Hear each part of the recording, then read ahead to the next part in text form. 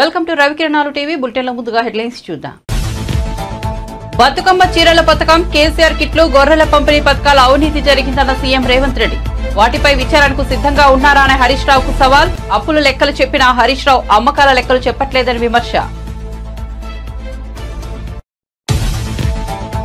శ్వేతపత్రం కాదు సాకుల పత్రం. చంద్రబాబు ఆర్థిక శ్వేతపత్రంపై మాజీ ఆర్థిక మంత్రి బుగ్గన కౌంటర్. మిమ్మల్ని ఎన్నుకున్న ప్రజల ఆశలు నీరుగార్చి చేతులెత్తేసినట్లు ఉందని ఎద్దేవా.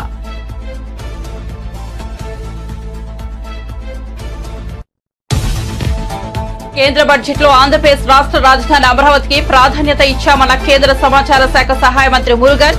బడ్జెట్ లో ఏపీ అభివృద్ధికి 50,474 కోట్లు కేటాయించామని వెల్లడి.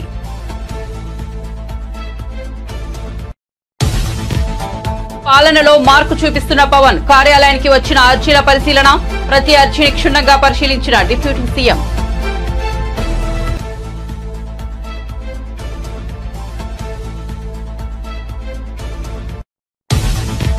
తెలంగాణ బడ్జెట్ పై అసెంబ్లీలో వాడివేడిగా చర్చ. హరీష్ రావు వద్ద సబ్జెక్టు లేదన్న కోమటిరెడ్డి. ఆయనది హాఫ్ నాలెడ్జ్ అన్న హరీష్ రావు. బీఆర్ఎస్ అంటేనే అబద్దాలకు పుట్టినిల్లన్న మంత్రి కోమటిరెడ్డి. మీకు ఇబ్బందిగా అనిపిస్తే రికార్డ్స్ నుంచి తొలగించుకోండన్న హరీష్ రావు. కేసీఆర్ బాటలోనే రేవంత్ రెడ్డి నడుస్తున్నారు. అవకాశవాద పార్టీలన్న బాడీస్ అంటే బ్రోకర్లకు కమిషన్లు ఇచ్చి కాంగ్రెస్ అప్పులు తెచ్చే కుట్రలు చేస్తోందని విమర్శ. దీంతో రాష్ట్ర ప్రజలపై మోయలేని భారం పడుతుందన్న ఆందోళన. ఈ అంశంపై అసెంబ్లీలో చర్చ జరగాలని డిమాండ్. భద్రాచలం వద్ద 3వ ప్రమాద హెచ్చరిక జారీ. 53 అడుగులకు చేరిన గోదావరి నీటి మట్టం. మధ్యాహ్నం సమయానికి 52 అడుగులు దాటిన నీటి మట్టం. ధవళేశ్వరం కాటన్ బ్యారేజ్ వద్ద పెరుగుతున్న వరద నీరు.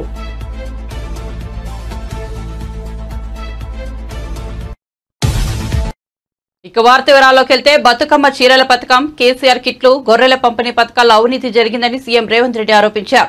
వాటిపై విచారణకు సిద్ధంగా ఉండారా అని హరీష్ రావుకు సవాల్ విసిరారు. అసెంబ్లీలో బడ్జెట్ పై చర్చ సందర్భంగా ఆయన మాట్లాడారు.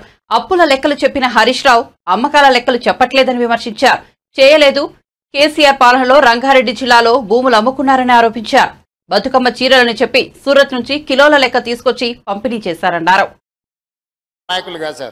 ఔటర్ రింగ్ రోడ్డు 159 కిలోమీటర్లు. ఆనాడు కాంగ్రెస్ పార్టీ అద్భుతంగా ప్రపంచానికి ఆదర్శంగా ఉండే ఔటర్ రింగ్ రోడ్డును నిర్మిస్తే లక్షల కోట్ల రూపాయల విలువైన ఔటర్ రింగ్ రోడ్డును పల్లి బఠానీలకు అమ్ముకున్నట్టు 7,000 కోట్ల రూపాయలకు అమ్మి తెగనమ్మి గొర్రెల పథకము ఎన్ని గొర్రెలు ఇచ్చిండ్రో ఎన్ని గొర్రెలు ఉన్నాయో ఇవాళ మొత్తం లెక్కలు తేలినాయి. గొర్రెల మీద ఏసీ బోళ్ళు ఊరికి అట్లా మీద ఇట్లా తడిమి చూస్తే ఆల్రెడీ 700 కోట్లు గొర్రెల పేరు మీద దిగమింగినరని చెప్పి ఈరోజు రిపోర్ట్స్ వచ్చినాయి. కేసీఆర్ కిట్టులో ఏం అవినీతి జరిగిందో వారు కోరుకుంటే విచారణకి ఇద్దాం, దాని మీద కూడా పోదాం. ఇదే కాకుండా గొప్ప పథకం అని చెప్పిన బతుకమ్మ చీరలలో జరిగిన అవినీతి మీద కూడా బతుకమ్మ చీరలు చేనేత కార్మికులకు పని కల్పిస్తున్నాం అని చెప్పి సూరత్ వెళ్ళి కిలోల కింద చీరలు తీసుకొచ్చి ఆడబిడ్డల్ని మభ్య పెడితే ఆడబిడ్డలే బయటకు వచ్చి తగులబెట్టిర్రు. అవి ఏడగడుతురు వ్యవసాయ పొలాలలో పిట్టలను బెదిరించడానికి బతుకమ్మ చీరలు కడుతున్నారు. ఆడబిడ్డలు ఎవరు కట్టుకోలే అధ్యక్ష. అంటే బతుకమ్మ ఒక సెంటిమెంట్ తెలంగాణ ఆడబిడ్డలకు. ఆ సెంటిమెంట్ను కూడా దోపిడీకే ఉపయోగించుకున్నారు. గొర్రెలు మా యాదవ్ సోదరులు అమాయకులు, మంచోళ్ళు, నమ్మితే ప్రాణం ఇచ్చేటోళ్ళు. మా కుర్మ యాదవ్ సోదరులను అడ్డం పెట్టుకొని 100,000 కోట్ల రూపాయలు కొల్లగొట్టి మింగుతే ఇవాళ వాళ్ళ పంపకాలలో పంచాయతీలు వస్తే పోలీస్ స్టేషన్లో వాళ్ళే ఫిర్యాదు చేసుకుంటే ఆ కేసు ఏసీబీ విచారణకు తీసుకుంటే ఇవాళ ఇప్పటికే మీదనే 700 కోట్ల రూపాయలు వచ్చినాయన్నారు. ఇప్పుడు ఈడోళ్ళు వచ్చి కూర్చున్నారు. అదేవిధంగా మొన్నటి వరకు పదే మమ్మల్ని సవాల్ విసిరిండ్రు. ఏమని? అసలు కాళేశ్వరం మీద మేము పెట్టిందే 80,000 కోట్లు, కాళేశ్వరం ప్రాజెక్టే 80,000 కోట్లు అయితే 1,00,000 కోట్ల రూపాయల అవినీతి ఎట్లా జరిగింది?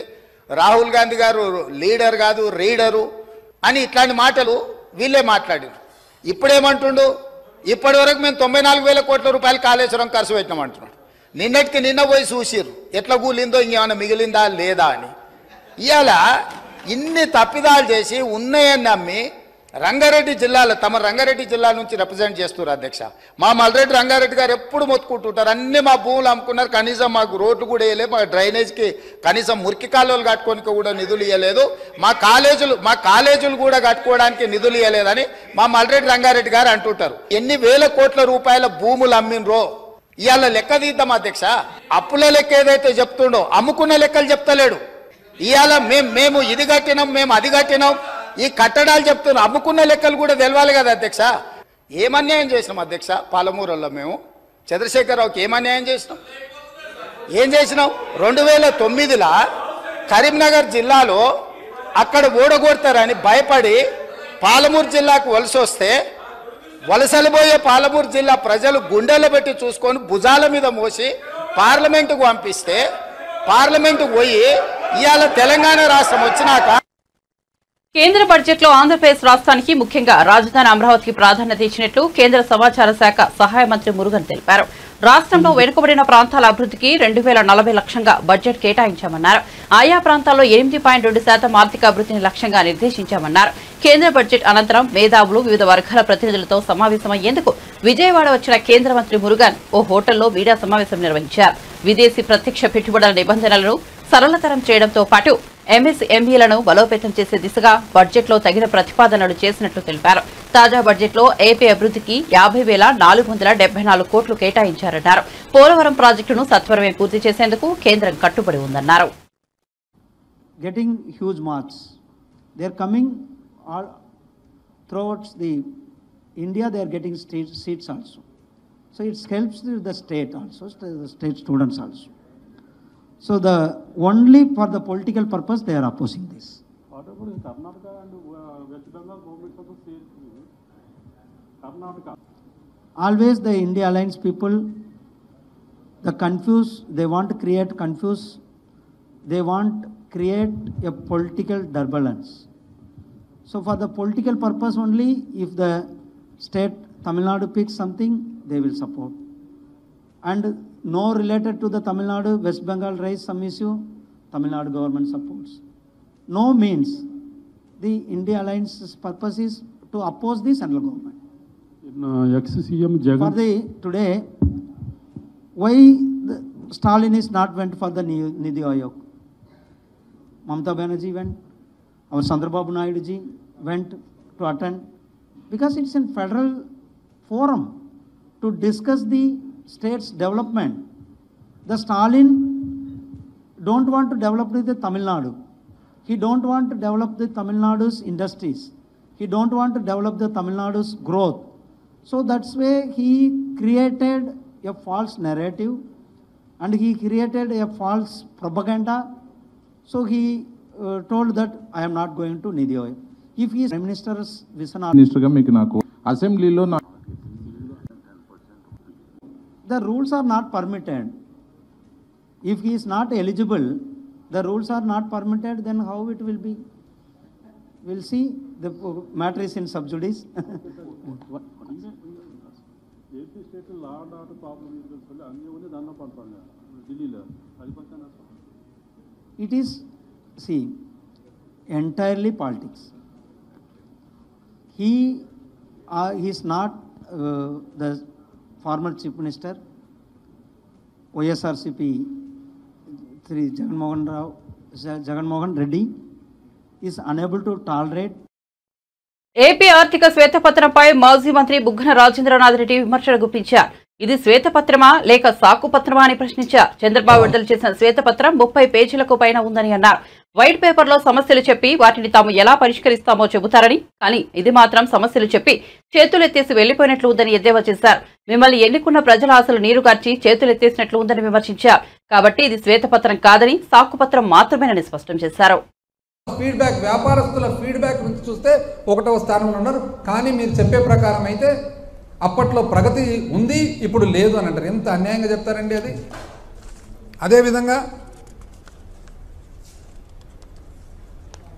డైవర్షన్ ఆఫ్ ఫండ్స్ త్రూ ఎంత అండి, ఇప్పుడు ఏ విధంగా డైవర్ట్ చేసినారండి.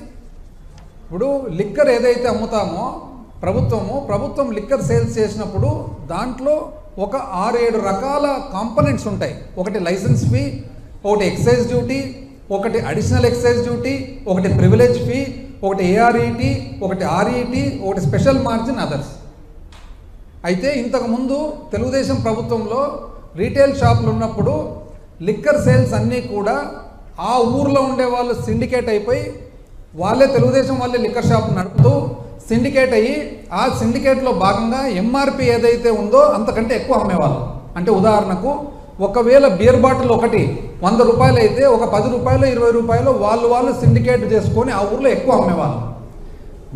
మా ప్రభుత్వం వచ్చిన తర్వాత ప్రభుత్వం ఎప్పుడైతే సేల్స్ స్టార్ట్ చేసిందో ఆ సేల్స్ స్టార్ట్ చేసిన తర్వాత ఆ అన్ఆథరైజ్డ్గా అనధికారికంగా ఏదైతే ఎక్కువ రేట్ అమ్ముతున్నారో అందాజుగా అది ఎంత అని కనుక్కొని దాన్ని ఏఆర్ఈటీ అంటే ఉదాహరణకు 100 రూపాయల బీర్ ఒకవేళ 110 రూపాయలు అమ్మే పాట అయితే ఆ 10 రూపాయలు అనధికారికంగా ఏదైతే వసూలు చేస్తూ ఉన్నారో అది ఏఆర్ఈటీ అని పెట్టి ఆ ఏఆర్ఈటీ అడిషనల్ రీటైల్ ఎక్సైజ్ ట్యాక్స్ పెట్టి ఆ ఏఆర్ఈటీని ప్రభుత్వంకు సంబంధించిన స్టేట్ డెవలప్మెంట్ కార్పొరేషన్ యొక్క కార్పొరేషన్కు సంబంధించిన అప్పు దిద్దేదానికి ఎస్క్రో చేసి ఆ అప్పు కూడా ఏ విధంగా చేయడం జరిగింది, అది చట్టపరంగా అసెంబ్లీలో చట్టం చేసి చేయడం జరిగింది.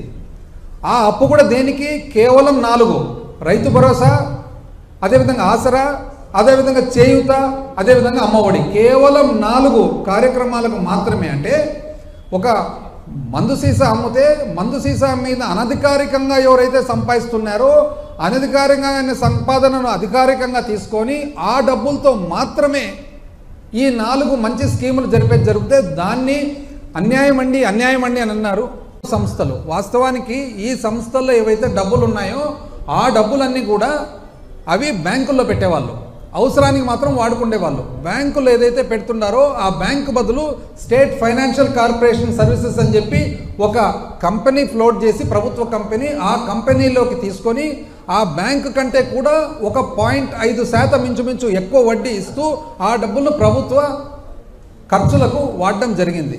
తప్పేముందండి దీంట్లో? ఏం తప్పుంది అంటే బ్యాంకులో పెట్టినారు, బ్యాంకు బదులు 1.5% ఒక అర్ధం ఎక్కువ జీతాలు భత్యాలు 90 అప్పు గురించి ఎడా పెడ అప్పులు పైగా ఓడి ఈనాడు ఏమాత్రం తగ్గని రాష్ట్ర ప్రభుత్వ రుణాలు మంచిది. అప్పులతో నెట్టుకొస్తున్నాం యనమల రామకృష్ణుడు గారు. అప్పులపై అబద్ధాలు ఏబిఎన్ ఆంధ్రజ్యోతి. కొత్తగా ఇంకొక 1000 కోట్ల అప్పు, అబ్బా. అప్పుల్లో సరికొత్త రికార్డు, అబ్బా. ఇదెవరు? ఈనాడు. మరో 1000 కోట్లు అప్పు, ఈనాడు. 3000 కోట్లు అప్పు, ఈనాడు. అనధికారికంగా అప్పులు, ఈనాడు. దాచేస్తే దాగని దారుణం, ఇదెవరు? ఆంధ్రజ్యోతి, ఈనాడు. ఆంధ్రజ్యోతి. ఇంకో 1000 కోట్ల అప్పు, వైఖరి. అప్పు చేయని నెల ఉందా? 2 నెలల్లోనే జూన్ 25వ తేదీ 2000 కోట్లు అప్పు చేసినారు ప్రభుత్వం. జూలై 2వ తేదీ 5000 కోట్లు అప్పు చేసింది ప్రభుత్వం. జూలై 16 2000 కోట్లు అప్పు చేసింది ప్రభుత్వం. 9000. ఇప్పట్లో తొందరలోనే ఇంకో 3000 కోట్లు. ఒక్క రోజన్న పేపర్లో కనపడిందండి ఎక్కడన్నా అప్పని? అంటే చాలా కన్సర్న్ కదా రాష్ట్రం మీద, రాష్ట్ర అప్పు మీద. 2019లో కన్సర్న్ స్టార్ట్ అవుతుంది మనకు చాలా. హైదరాబాద్ నగర అభివృద్ధికి కిషన్ రెడ్డి ఎన్ని నిధులు తెస్తారో చెప్పాలని మంత్రి పొన్నం ప్రభాకర్ డిమాండ్ చేశారు. ఎంపీలుగా ప్రాతినిధ్యం వహిస్తున్న నగరానికి రూపాయి తీసుకురాలేని వాళ్లకు కేంద్ర మంత్రులుగా ఉండే అర్హత లేదన్నారు. అసెంబ్లీ మీడియా పాయింట్ వద్ద మంత్రి పొన్నం మాట్లాడుతూ కేంద్రం తెలంగాణకు గాడిద గుడి ఇచ్చిందన్నారు. కిషన్ రెడ్డి అఖిల పక్షాన్ని మోదీ వద్దకు తీసుకెళ్తే రావడానికి రాష్ట్ర ప్రభుత్వం సిద్ధంగా ఉందని తెలిపారు. ఒక విశ్వ నగరం, చారిత్రాత్మక హెరిటేజ్ అండ్ ఆర్కియాలజీకి సంబంధించినటువంటి కేంద్రం ఈ రోజు దేశంలో. టూరిజం మంత్రిగా కూడా మీరు 1 రూపాయి తీసుకురాలే.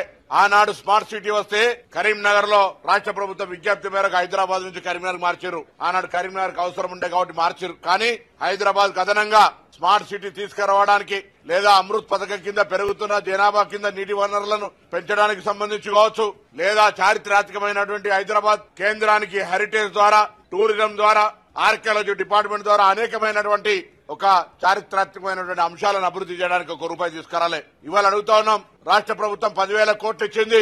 కేంద్రం నుంచి గ్రాంట్ కింద గానీ లేదా ఇక్కడ ఉన్నటువంటి స్థానిక సంస్థల్ని బలోపేతం చేయడానికి గానీ మీరు ఎన్ని నిధులు తీసుకొస్తారనేటువంటి మాట ఈ సందర్భంగా అడుగుతా ఉన్నాం. ఇక్కడ నుంచి ప్రాతినిధ్యం వహిస్తున్నటువంటి మీరు కేంద్ర ప్రభుత్వం బడ్జెట్ లో లేకున్నా బడ్జెట్ ప్రసంగంలో సవరణల ద్వారా హైదరాబాద్ నగర అభివృద్ధికి సంబంధించి గానీ తెలంగాణ అభివృద్ధికి సంబంధించిన విషయం లోపల మీ చిత్తశుద్ధిని నిరూపించుకోమని కోరుతా ఉన్నాం. అదేవిధంగా ఇంకొక మంత్రి బండి సంజయ్ గారు, వీళ్ళిద్దరు కూడా బడ్జెట్ చాలా బాగుంది, అందరికీ ఆమోదయోగ్యంగా ఉందని చెప్తా ఉన్నారు. మేము ఈ నియోజకవర్గాలకు ఏం దేనోళ్ళు, మీరు కేంద్ర మంత్రులుగా అర్హత ఉండేటువంటి అవకాశం ఉందని అడుగుతా ఉన్నాం. ఇలా ఇది అడుగుతా ఉంటుంటే నిన్న విచిత్రమైన పరిస్థితి, రాష్ట్ర వ్యాప్తంగా బీజేపీకి సంబంధించిన వాళ్ళు కొంత అక్కడక్కడ రాష్ట్ర ప్రభుత్వం బొమ్మలు కాలబెడతా ఉన్నారు. మీకేమైనా వివేకం ఉందా అని అడుగుతా ఉన్నాం. ఇలా మీరు ఈ రాష్ట్రంలో ప్రజలందరికీ తెలుసు, గాడిద గుడ్డు ₹1 కూడా నిధులు ఇవ్వని మీరు ఏ ముఖం పెట్టుకుని ఎలా ఇంకా ఈ రాష్ట్ర ప్రభుత్వానికి వ్యతిరేకంగా కార్యక్రమం చేస్తారని అడుగుతా ఉన్నా.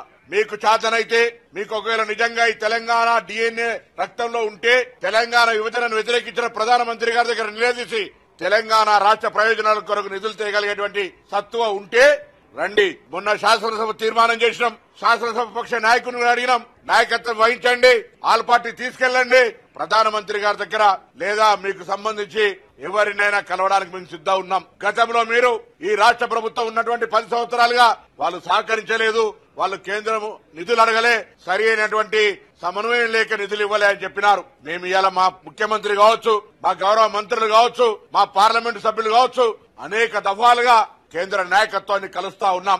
అయినప్పటికీ కూడా మరి మన మీద వివక్ష ఏదైతే జరుగుతా ఉందో ఇది పూర్తిగా కక్షపూరితంగానే జరుగుతా ఉన్నటువంటి మాట ఈ సందర్భంగా తెలియజేస్తాను. పర్టికులర్ గా తెలంగాణ విభజన హామీల అమలుకు సంబంధించి కావచ్చు, లేదా తెలంగాణ ప్రయోజనాలకు సంబంధించి అనేకమైనటువంటి ఈరోజు నిరుద్యోగ సమస్యతో తెలంగాణకు సంబంధించినటువంటి తెలంగాణ రాష్ట్రం ఏర్పడ్డ తర్వాత కూడా ప్రజలు ఇబ్బంది ఎదుర్కొంటా ఉన్నారు.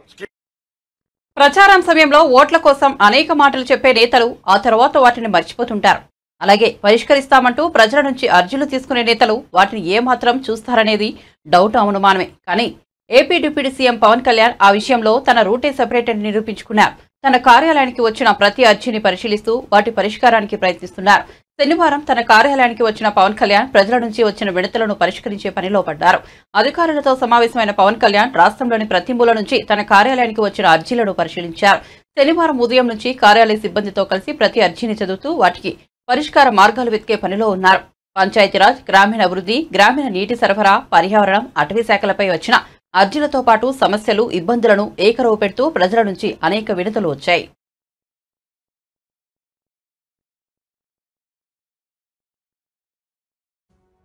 అధికార పక్షాన్ని చీల్చి చెండాడతానన్న ప్రతిపక్ష నేత బీఆర్ఎస్ అధినేత కేసీఆర్ బడ్జెట్ సమావేశాలకు ఎందుకు రాలేదని మంత్రి కోమటిరెడ్డి వెంకటరెడ్డి నిలదీశారు. అసెంబ్లీలో బడ్జెట్ పై చర్చ సందర్భంగా బీఆర్ఎస్ ఎమ్మెల్యే హరీష్ రావు, మంత్రి కోమటిరెడ్డి మధ్య కాసేపు మాటల యుద్ధం జరిగింది. ఇచ్చిన హామీలను కాంగ్రెస్ గాలికొదిలేసిందని హరీష్ రావు ఆరోపించారు. దీనిపై మంత్రి కోమటిరెడ్డి ఘాటుగా బదిలిచ్చారు. ఈ రాష్ట్రం యొక్క ప్రతిష్ట మసకబారద్దనేదే మా తాపత్రయం తప్ప వేరే లేదు. ఒక చిన్న ఎగ్జాంపుల్ చెప్తా అధ్యక్ష. గ్రూప్ 2 ఉద్యోగాల కోసం నిరుద్యోగులందరూ కూడా రోడ్ల మీదకి వచ్చి వాళ్ళు వాయిదా వేయాలని అడిగితే గౌరవ ముఖ్యమంత్రి గారు ఏమన్నారంటే, ఎవరైనా వాయిదా వేయమని అడిగేది, సన్నాసులు అడుగుతున్నారు వాయిదా వేయమని అన్నారు. అన్నాక 3 రోజులకే వాయిదా వేసింది. మరి ఇప్పుడు ఎవరు సన్నాసులు అంటే నేను అనేది ఏంటంటే అధ్యక్ష, దయచేసి అట్లా మాట్లాడకూడదు. అదేవిధంగా మోతీలాల్ అనే ఒక నిరుద్యోగి నిరాహార దీక్ష చేస్తే ముఖ్యమంత్రి గారు ఏమన్నారంటే, ఆయన అప్లికేషనే పెట్టలేదు, ఆయనకు అసలు హాల్ టికెటే లేదు అన్నాడు. తెల్లారైన 3 హాల్ టికెట్లు బయట పెట్టిండు. ఎవరి గౌరవం దెబ్బతిన్నది? మేమనేది ఒక ముఖ్యమంత్రి స్థాయిలో ఉన్నప్పుడు బాధ్యతాయుతంగా మాట్లాడి ఆయన భయపడతారు సార్ ఒకటే సార్, ఆయన గ్యారంటీలు అంటున్నాడు సార్. గౌరవ హరీష్ రావు గారు మాట్లాడిందంతా కూడా సభని తప్పుతో పట్టించేదిగా ఆయన మాట్లాడు చూస్తున్నాడు సార్. 2:30కి వెళ్ళి ఆయన ఆడికే సార్ ఆయన గ్యారంటీల విషయం అంటుండు సార్. గ్యారంటీల విషయం అంటున్నాడు. 2001లో ఆయన పార్టీ పెట్టినప్పుడు సార్, కొండా లక్ష్మణ్ బాబుజీ గారి ఇంట్లో పార్టీ పెట్టినప్పుడు నేను తెలంగాణ పార్టీ పెడుతున్నాం, రాష్ట్రాన్ని తెలంగాణ వస్తే మొట్టమొదటి ముఖ్యమంత్రి దళితుడు అవుతాడు, దళితుని చేయలేకపోతే మెడ మీద తల తీసుకుంటా అని ఆ రోజు ముసలైనాయి సార్. అబద్ధాలు అంటే వీలై, గ్యారంటీలు అంటే వీలై, మోసాలు సార్. డబుల్ బెడ్రూమ్ కడతా, డబుల్ బెడ్రూమ్ లో బిడ్డ అల్లుడు వస్తే ఎక్కడ వండుకోవాలి, బేకరీ కట్టేసుకోవాలి. మీ హరీష్ రావు గారు ఒక మాట మాట్లాడి సార్. హరీష్ రావు గారు 24 గంటలు కరెంట్ ఇచ్చినా అన్నాడు సార్. 24 గంటలు కరెంట్ ఇచ్చినా అంటే నేను ఒక సబ్స్టేషన్ సార్ బండ సోమవారం అనే సబ్స్టేషన్కి వెళ్ళాను. అక్కడ ఆపరేటర్ బస్ అయిన ఆపరేటర్ వీడియో రికార్డింగ్ ఉన్నది. నేను నా సర్వీసులో 9 ఏళ్ళు అయింది సార్. ఎలక్షన్ల ముందు 9 ఏళ్ళకెళ్ళి సర్వీసులో ఉన్నా. ఇక్కడ ఎప్పుడు కూడా 14 గంటల కరెంటు రాలేదని నాకు రికార్డు తీసి చూపిస్తే రాత్రి లా బుక్లు వాపసు తీసుకొచ్చాను. మోసాలు, దగా, కుట్రలు, అబద్ధాలు అన్ని నేర్పింది ఎవరంటే అవన్నీ టీఆర్ఎస్ పార్టీ పుట్టిన తర్వాత పుట్టిన సార్. ఇలా దళితులు ముఖ్యమంత్రి ఉన్నారు సార్. ఆఖరికి మా దళిత ప్రతిపక్ష నాయకుడు ఉంటే చూసి ఓడవలేక 13 మంది శాసనసభ్యులని సంతలో పశువులాగా కొని ప్రతిపక్ష హోదా లేకుండా చేశాడు. మాజీ ముఖ్యమంత్రి జగన్ నివాసం ఉంటున్న తాడేపల్లి ప్యాలెస్ కల్కి సినిమాలోని కాంప్లెక్స్ లాంటిదని తెలుగుదేశం పార్టీ నేత డొక్కా మాణిక్యవర్ ప్రసాద్ విమర్శలు గుప్పించారు. కాంప్లెక్స్ లో కమాండర్ల సజ్జల రామకృష్ణారెడ్డి కుట్రలు, కుతంత్రాలకు ప్రణాళికలు రచిస్తారని ఆరోపించారు.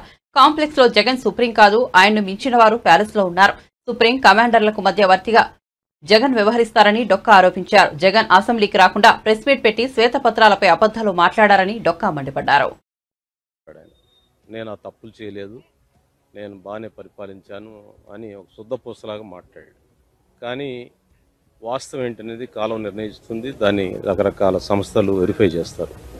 2 గంటల పైచీలకు మొట్టమొదటిసారి 5 సంవత్సరాల చీఫ్ మినిస్టర్ ఉన్నప్పుడు మంత్రులు, ఎమ్మెల్యేలు, పార్టీ నాయకులకు కూడా అపాయింట్మెంట్ ఇవ్వని వ్యక్తి, ఎవరికి అపాయింట్మెంట్ ఇవ్వకుండా ఒక రూమ్లో దాక్కున్న వ్యక్తి ఈరోజు అధికారం కోల్పోగానే తనకి మైండ్లోంచి దిగొచ్చి నిన్న 2.5 గంటలు అబద్ధాలు మాట్లాడలేక చాలా మాటలు తడబడి పడ్డాయి.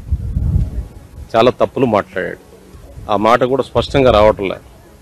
అంటే అబద్ధాలు చెప్పడం కూడా ఆయనకి తడబాటు పడ్డాడు. అబద్ధాలు చెప్పడంలో అంత అబద్ధాలు చెప్పాల్సిన పని ఉంది. వాస్తవంగా ఉన్న విషయాలు ఒప్పుకోండి, లేదంటే మీరు బాగు చేయండి, నేను చేయలేకపోయాను మీరు చేయండి అని చెప్పండి. నువ్వు చేయలేదనే కదా ప్రజలు రిజెక్ట్ చేసింది నిన్ను. ఆ విషయాన్ని ఒప్పుకోవడానికి ఎందుకు వెనకడుగు వేస్తావు? నువ్వు వాస్తవంగా అసలు ప్రజల చేత ఎలక్ట్ అయిపోయిన ఎమ్మెల్యేవి నువ్వు. నీకు నిజంగా ధైర్యం ఉంటే అసెంబ్లీకి వచ్చి నువ్వు అటాక్ చేయి, సమాధానం చెప్పు. అసెంబ్లీని విస్మరించి నీ ప్యాలెస్లో కూర్చొని ప్రెస్ మీట్ పెడతారా?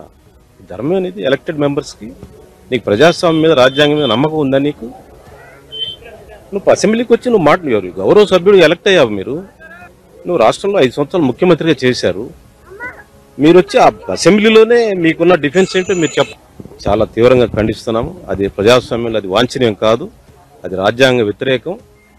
మీ ప్యాలెస్ కంటే అసెంబ్లీ పవిత్రమైంది.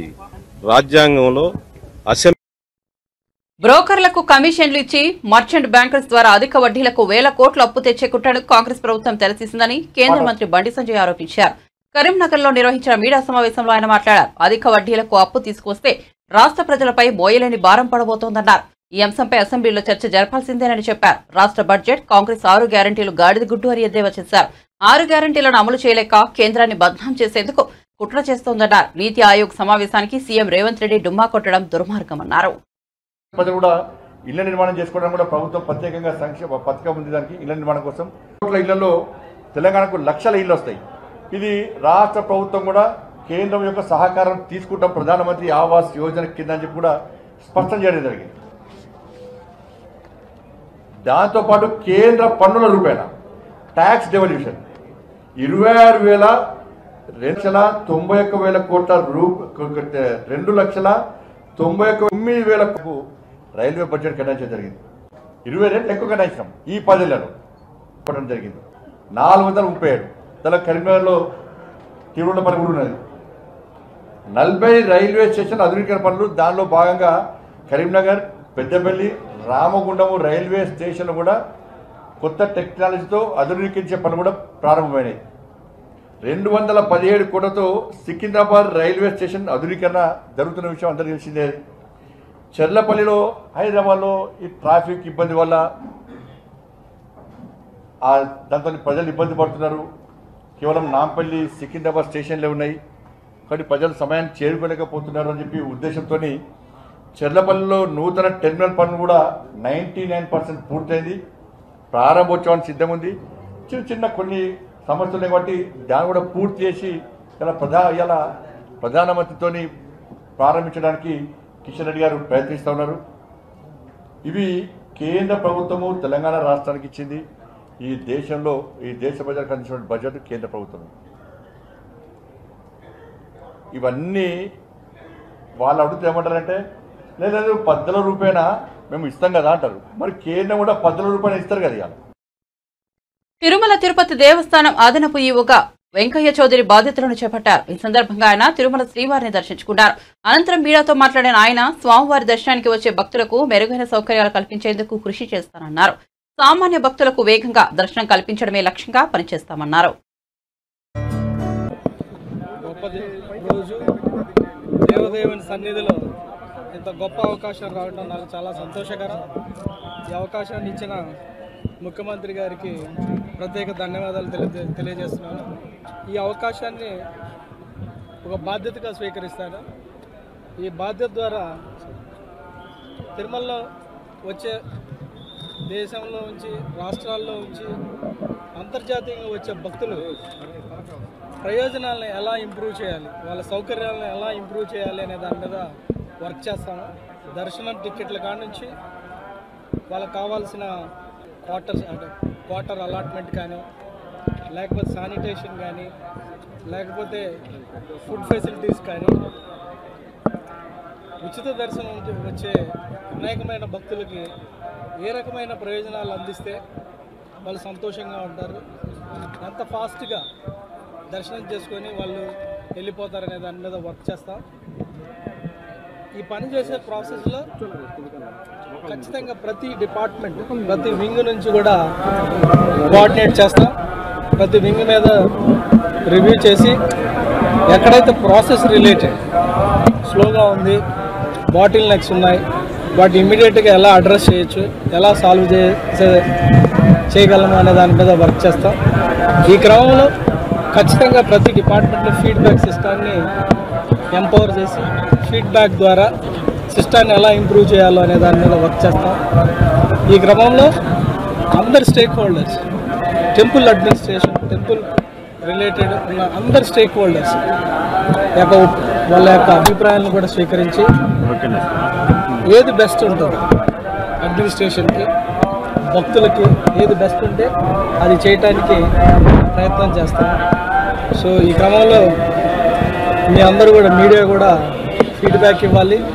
దాంట్లో ఏమైనా తప్పులుంటే మాకు ఎత్తి చూపించాలి, దాంట్లో ఏమైనా మెప్పుంటే మీరు అప్రిషియేట్ కూడా చేయాలి. సో మీ ఒపీనియన్ కూడా మేము ఖచ్చితంగా కన్సిడర్ చేస్తాం.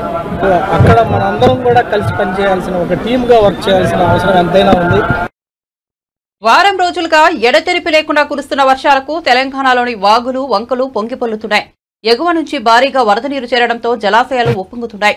భద్రాచలం వద్ద గోదావరి ఉగ్రరూపం దాల్చింది. నీటి మట్టం క్రమంగా పెరుగుతూ శనివారం మధ్యాహ్నం 1 గంటకు 52.4 అడుగులకు చేరుకుంది. ప్రస్తుతం 2వ ప్రమాద హెచ్చరిక అమల్లో ఉంది. 53 అడుగులకు చేరుకుంటే 3వ ప్రమాద హెచ్చరిక జారీ చేస్తారు.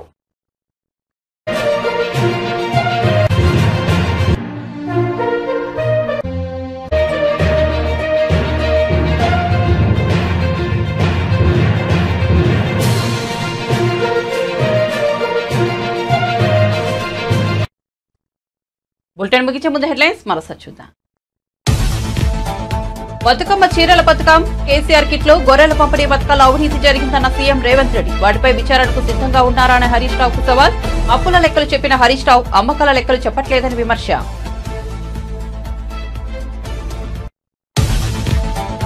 శ్వేతపత్రం కాదు సాకుల పత్రం. చంద్రబాబు ఆర్థిక శ్వేతపత్రంపై మాజీ ఆర్థిక మంత్రి బుగ్గన కౌంటర్. మిమ్మల్ని ఎన్నుకున్న ప్రజల ఆశలు నీరుగార్చి చేతులెత్తేసినట్లు ఉందని ఎద్దేవా.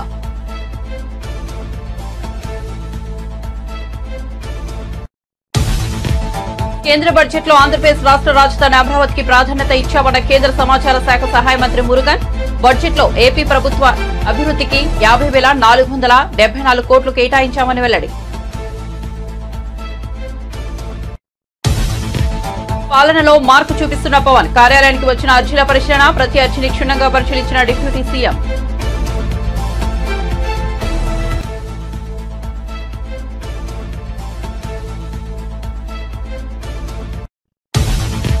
తెలంగాణ బడ్జెట్ పై అసెంబ్లీలో వాడివేడిగా చర్చ. హరీష్ రావు వద్ద సబ్జెక్ట్ లేదన్న కోమటిరెడ్డి, ఆయనది హాఫ్ నాలెడ్జ్ ఉన్న హరీష్ రావు.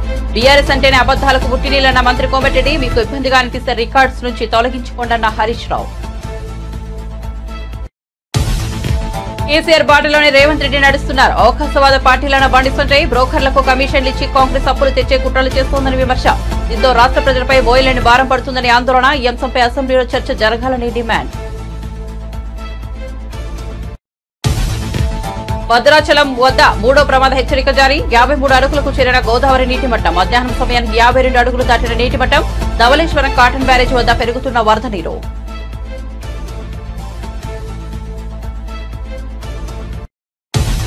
మరిన్ని అప్డేట్స్ కోసం చూస్తూనే ఉండండి రవికిరణాలు టీవీ.